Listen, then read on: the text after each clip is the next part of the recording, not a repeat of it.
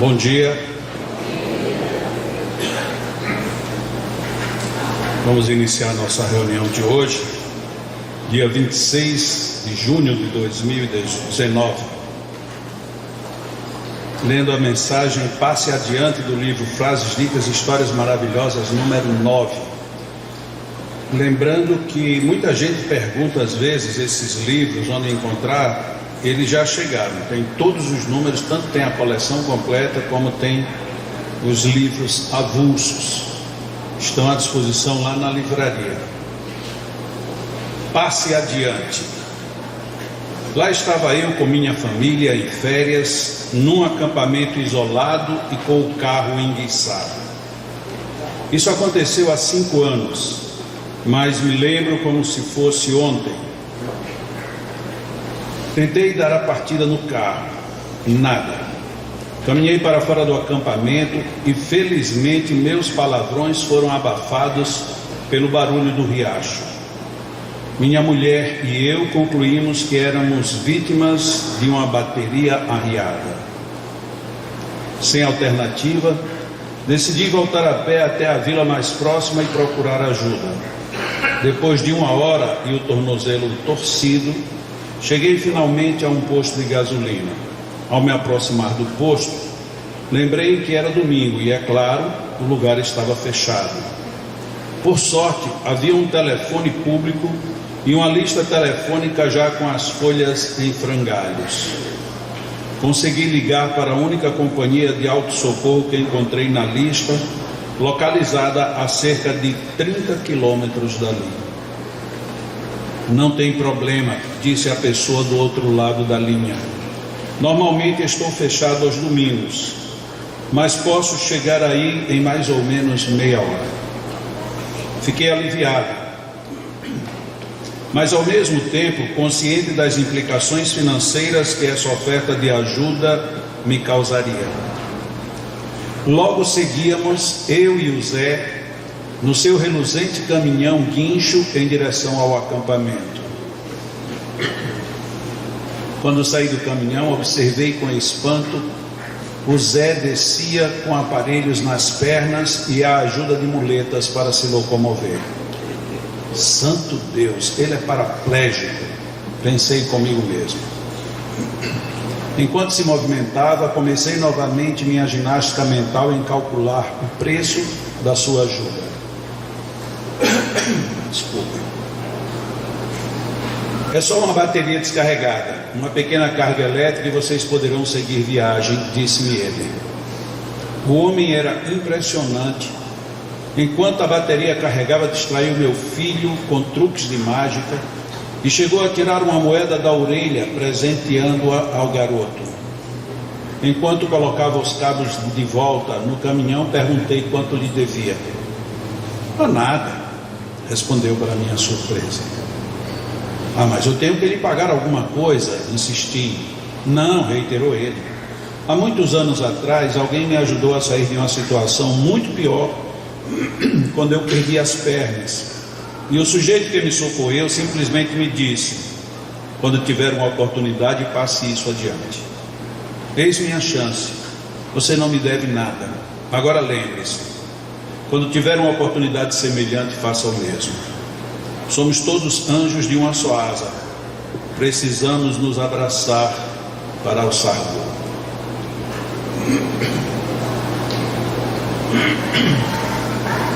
Desculpe. Essa história, algumas pessoas devem pensar assim: eu já ouvi essa história, mas de outro jeito. Eu já assisti um filme que é exatamente o mesmo princípio. Eu já li um romance, eu já li algum livro de crônicas que tem algo bem parecido. E alguém pode até chegar ao ponto de dizer: eu já passei por essa experiência. Até aí, novidade zero. A novidade ela começa a se estabelecer no momento em que, lendo, sabendo, assistindo, percebendo algo do tipo, assume para si mesmo o exemplo a ser dado, o exemplo a ser vivido. Quando a gente termina de ler ou ouvir uma história como essa, a gente diz: eu já fui tantas vezes ajudado e nunca pensei em retribuir dessa forma. Se a gente por acaso nesse momento está pensando assim, se alguém pensou isso, está pensando isso nesse momento, não terá chegado a hora. E por favor, não coloquem na mente, eu perdi a oportunidade. A oportunidade está agora. Oportunidades perdidas não se deve contabilizar de uma maneira mais forte do que as oportunidades que vêm, porque todas as vezes que a gente se fixa naquilo que não fez, a gente perde o tempo daquilo que deve fazer. Então a primeira coisa que tem, nossa, isso é muito bacana, então eu devo fazer. Ontem eu vinha viajando com minha família, e na saída de Fortaleza, de carro, um moço simplesmente ligou o pisca-alerta, parou, e 2 pessoas atravessaram na rua. É o comportamento mais civilizado que qualquer pessoa pode ter. Isso deveria ser totalmente natural. A minha filha, que vinha no banco do meio, ela disse assim: que coisa linda. E logo a gente fica preocupado em querer saber o que é lindo. Talvez uma paisagem, um sol. Ela chama muita atenção para a beleza de árvores e da natureza. Ela disse: não, uma pessoa parar para que outra atravesse. Realmente é lindo, mas deveria ser mais natural. Chamou a atenção ser lindo porque parece que isso ainda não é natural para muita gente. Na hora em que eu retribuo aquilo que eu recebo da vida, isso também é lindo, mas ele não pode ficar somente nesse espaço de beleza. Ele tem que descer para o mundo da realidade, o mundo do habitual, porque é a força do meu exemplo que vai contaminar o exemplo no próximo. E isso vale para qualquer situação. Se eu sou grosseiro, se eu sou mal educado, isso contamina. Se eu sou educado, ao contrário, se eu sou bem comportado nas minhas atitudes, isto estimula a atitude semelhante. Ontem nós conversávamos no estudo que temos às terças-feiras, e uma amiga que participa, ela estava dizendo que acha que está ficando fanática. Aí a gente para pensar, nossa, ela não tem característica de fanática. Ela tem uma característica muito pelo contrário, uma pessoa muito voluntariosa, muito decidida. Ela poderia dizer qualquer coisa dela, menos de que estava ficando fanática. Aí ela logo se apressou em dizer: olha, porque às vezes alguém me magoa e o meu ímpeto é devolver a mágoa, devolver a grosseria, devolver o que vem de lá para cá. Mas na mesma hora eu me lembro, será que não é essa hora de eu dar um bom exemplo? E aí eu fico pensando, mas eu também já estou ficando fanática, tudo agora eu estou querendo fazer direito. Aí eu lhe fiz a pergunta mais óbvia: quem é que está colocando na sua cabeça que você está ficando fanática? Porque quem nos faz nos sentirmos fanáticos não somos nós, são as críticas dos outros que não querem fazer ou não se esforçam para fazer o que é certo. Então a gente se sente estranho. Como é que eu vou desculpar uma pessoa que me magoou? Você só pode ser fanático quem já se viu perdoar. A pessoa fez tudo isso com você, você vai reagir assim? Isso é fanatismo. Por que é fanatismo? Porque quem está considerando não faria. E se você faz, eu fico numa situação ridícula. Como eu não estou disposto a fazer o que você está fazendo, então eu lhe condeno, eu lhe critico, eu lhe acuso. Até aí, talvez possamos dizer até que é uma reação psicológica natural. Mas a nossa reação, quando pegamos essa observação e assimilamos ideias do tipo, eu estou ficando fanático, é aí onde a gente começa a cometer o equívoco. Porque o outro não quer se nivelar por cima, e nós de repente nos projetamos para nos nivelarmos por baixo. Em termos morais, isso é péssimo. Se for em termos de posição de humildade, de cortesia, tudo bem, mas normalmente essa equação, ela é proposta no momento em que a gente deveria estar buscando os outros para cima. E quanto é que vai ser o conserto da minha bateria? Nada. Mas por quê? O senhor veio de tão longe, rodou 30 minutos, me trouxe até aqui, Consertou minha bateria e vai voltar e não vai cobrar nada? Sim, é porque um dia já me fizeram isso, no dia em que eu sofri o acidente com as minhas pernas, e prometi que iria repetir isso. Talvez ele tenha até esquecido de dizer, e eu já repeti esse gesto várias vezes. Só que aquilo já não interessava naquele momento. O que interessava era sensibilizar aquele homem para que ele também replicasse a atitude de gratidão à vida e a gratidão ao desconhecido. Porque muitas vezes nós somos péssimos, muito ruins mesmo, elementos de gratidão para com os outros, principalmente se você não conhece. Se a gente está parado num supermercado e alguém passa por nós e bate sem querer e não se desculpa, a gente fica com raiva. Mas quando alguém bate em nós e pede desculpas, muitas vezes a gente pensa assim, depois que inventaram desculpa, nunca mais ninguém brigou. Que bom que inventaram alguma coisa que contém o nosso ímpeto. Mas a gente tem uma tendência a fazer esse nivelamento por baixo. A proposta da mensagem de hoje é exatamente nivelarmos por cima. Nós podemos retribuir a vida não fazendo aquela oração na hora que ninguém está nos vendo, recolhido, escondido às vezes até de nós mesmos. Nossa gratidão, nosso reconhecimento tem que ser, dizendo uma frase que é bem clichê, tem que ser ao vivo e em cores. Olho no olho, me desculpe, eu não posso, eu não devo, eu não quero. O problema é que a gente diz não e não põe uma entonação equilibrada. Ou então a gente diz um sim de covardia. Quantos sims a gente já ouviu altamente covardes? A pessoa está falando errado e aí você diz, o que foi? Não foi nada. Não foi nada porque de uma certa forma a gente está facilitando a que a pessoa se precipite numa nova crítica, num novo riso de deboche lá na frente. Nós podemos sim agradecer, não retribuindo literalmente, mas que tal ampliadamente? Já algumas vezes eu lembro aqui o exemplo das sementes. A gente planta uma semente, nasce uma árvore, que não dá uma semente, dá milhões às vezes de sementes.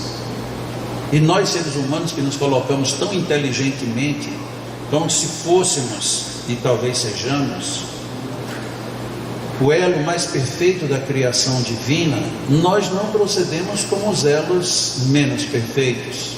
E aí chega a hora que a gente se pergunta, e afinal de contas, o que é o perfeito e o que é o imperfeito? Será que nós somos perfeitos só porque pensamos e falamos? Mas e os outros que não pensam em tese e não falam, mas que agem de uma maneira muito mais harmoniosa do que nós? Quantas vezes eu já falei aqui o exemplo das formigas, que mesmo sobrecarregadas com um peso maior do que o delas, se cumprimentam umas às outras. E às vezes a gente está somente com sono e tem uma desculpa muito boa. Eu de manhã cedo eu sou intolerável. Mude esse verbo, porque você está se condenando, você está estabelecendo um padrão inferior para a sua vida. Eu de manhã cedo tenho muita dificuldade porque eu tenho muito sono, mas o dia merece o meu sorriso. As pessoas merecem o meu cumprimento. Ainda que isso doa no começo, depois a gente vê que muda tudo. Porque quando a gente levanta e sai aborrecido, a gente descobre que o mundo todo está aborrecido.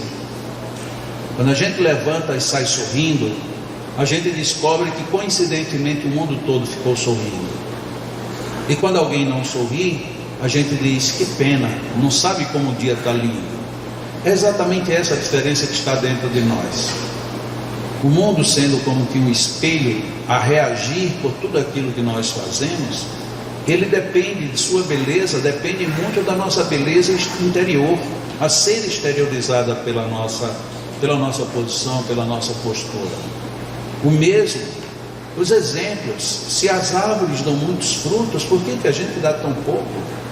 E por fim, se as pessoas, se as circunstâncias, se a vida me oferece socorro em momentos cruciais e difíceis, por que a gente não faz o mesmo?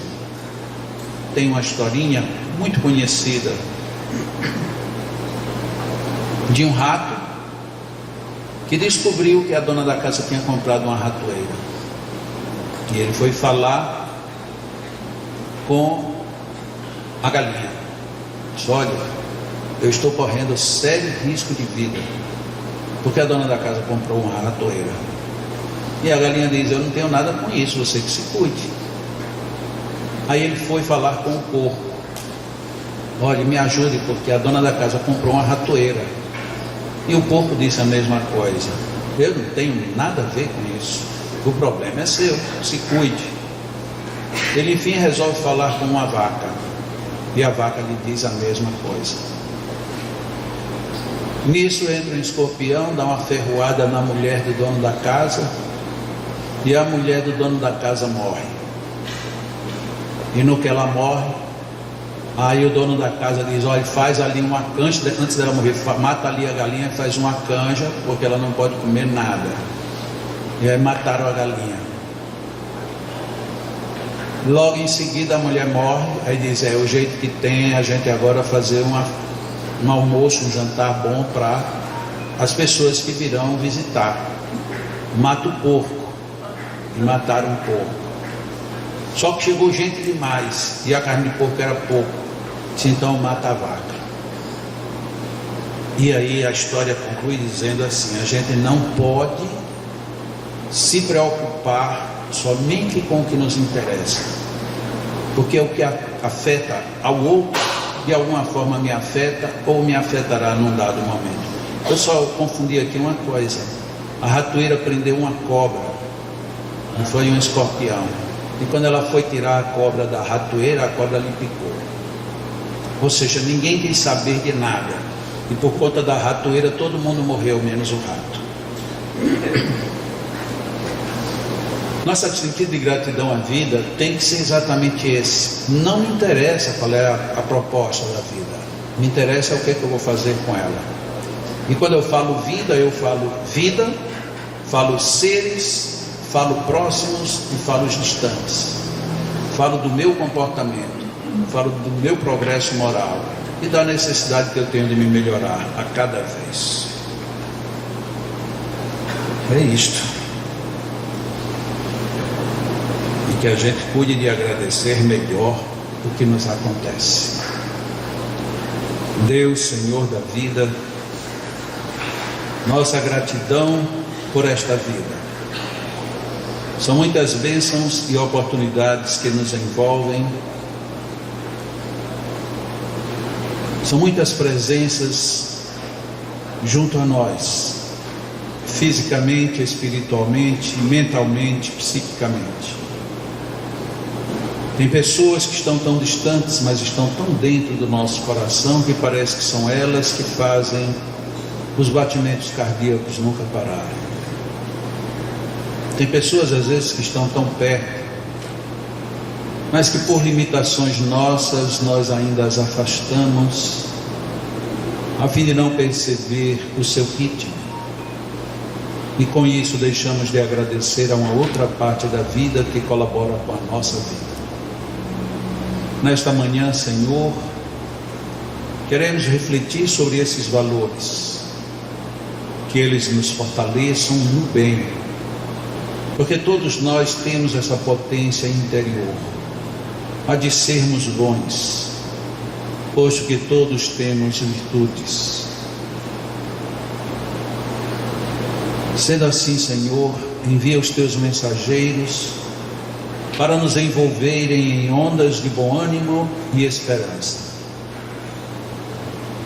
E dessa forma seja despertado em cada um de nós todo esse potencial que trazemos e que sempre pede que sejamos mais e melhor. Amigos espirituais, mesmo quando nos esqueçamos de suas presenças, ajudem-nos e façam-nos perceber tudo de necessário para o nosso próprio crescimento. Que os envolvimentos dos fluidos do bem tenham maior domínio do que outras energias em nosso derredor. Que sejamos criaturas a levarmos o melhor sempre. Quando não pudermos contribuir, calemos. Quando pensarmos bem, exponhamos. Quando não nos entenderem, continuemos. A perseverança será a marca de nossas vitórias no bem. Os amigos espirituais de cada um de nós desta casa já nos prepararam o ambiente psíquico, fluídico e energético. Temos a força maior que pode renovar toda a força física que não é a maior. Mas depende muito de nossa aceitação, depende muito de nossa mudança de comportamento. Não apenas para ganhar reinos, mas sobretudo para ganharmos domínio sobre nós mesmos. Esses fluidos já devem estar sendo percebidos por cada um quando aqui chegou, e certamente tudo isto nos faz e nos fará o bem que viemos buscar. Os nossos magnetizadores contribuem doando seus fluidos, a fim de que esta magnetização coletiva seja mais um grande reforço em tudo isso que aqui viemos em busca. Inspiremos profundamente. Retenhamos um pouco esses fluidos e expiremos sempre no sentido de renovação e gratidão à vida. Inspiremos. Deixemos que esses fluidos invadam todos os campos de nosso corpo e de nossa alma. E expiremos, devolvendo a nossa gratidão, colocando à disposição da vida nosso peito aberto para receber as melhores intuições. Inspiremos profundamente. Retenhamos um pouco e liberemos o ar, sentindo as renovações que se processam dentro de nós. Amigos espirituais, aproveitem em nós esses momentos de reflexão para nos fortalecer ainda mais nas nossas boas decisões e para renovar o nosso ciclo de energias, a fim de que os nossos males sejam vencidos.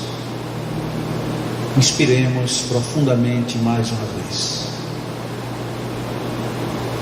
Retenhamos um pouco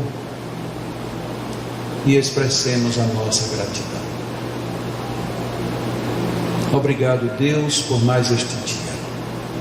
Obrigado por todas estas bênçãos. Nossos magnetizadores vão magnetizar nossas águas e em seguida iniciar os atendimentos.